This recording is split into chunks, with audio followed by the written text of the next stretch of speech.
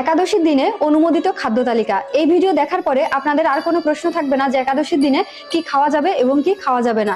তো প্রথমেই আমি বলছি, হরিভক্তি বিলাসের দ্বাদশ বিলাস, পদ্মপুরাণের উত্তরখণ্ড এবং স্কন্দ পুরাণের বৈষ্ণব খণ্ড থেকে আমি আজকের এই খাদ্য তালিকা তৈরি করেছি, যেখানে আমি ফল থেকে শুরু করে সবজি প্রতিটা বিষয়ে আলোচনা করব। প্রথমেই বলি, একাদশীর তিনটা স্তর।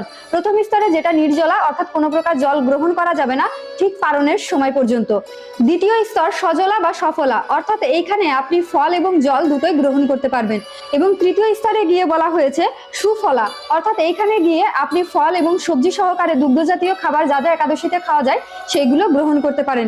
এই গেল তিনটা স্তর। এখন আমরা জানবো যে আপনি ফল জাতীয় খাবারের ভিতরে কোন খাবারগুলো গ্রহণ করতে পারবেন, যেরকম কলা, আপেল, পেয়ারা, আঙ্গুর, নারকেল, কাঁঠাল, আতা, আম, লিচু, মালটা, কমলা, বেদানা, আনারস, আখ, আমড়া, তরমুজ, বেল, আতা, ড্রাগন ফল এবং বিভিন্ন প্রকার বাদাম, আলু, নাশপাতি, তারপরে রামবুটান, এরকম যত প্রকার সব ঋতুর ফল আছে সেই সব ফল আপনারা গ্রহণ করতে পারবেন।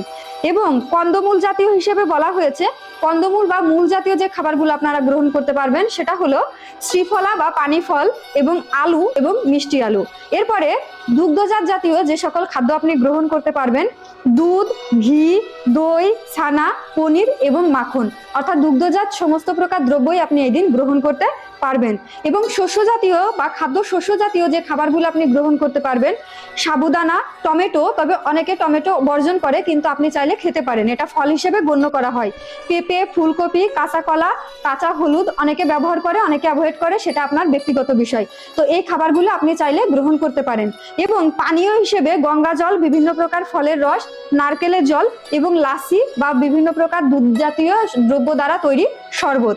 এবং এখানে লবণ হিসেবে ব্যবহার করতে পারবেন সন্ধব লবণ, কোনো প্রকার সাধারণ লবণ আপনারা ব্যবহার না করাই উচিত।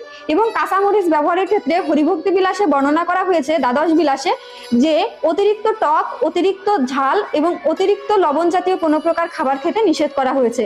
তো কাঁচামরিচটা যেহেতু অতিরিক্ত ঝাল, তাই এটাকে অ্যাভয়েড করা অনেকে উচিত বলে মনে করে, তবে অনেক ক্ষেত্রে অনেক আচার্যরা সেটাকে আবার গ্রহণ করেছে। তো আপনি যে গুরু পরম্পরা ধারায় আছেন সেটা অনুযায়ী মানবেন, তবে এই ক্ষেত্রে আপনি গোলমরিচ, মরিচের জায়গাটাই ব্যবহার করতে পারেন। তো এই ছিল পুরো খাবারের লিস্ট। এছাড়া বাকি যা যা আছে না খাওয়াই ভালো। এবং সেমাদানার সাথে এখন বর্তমানে ভেজাল মিশানো হয়, তাই অনেক জায়গায় সেমাদানা ব্যবহার করা হয় না।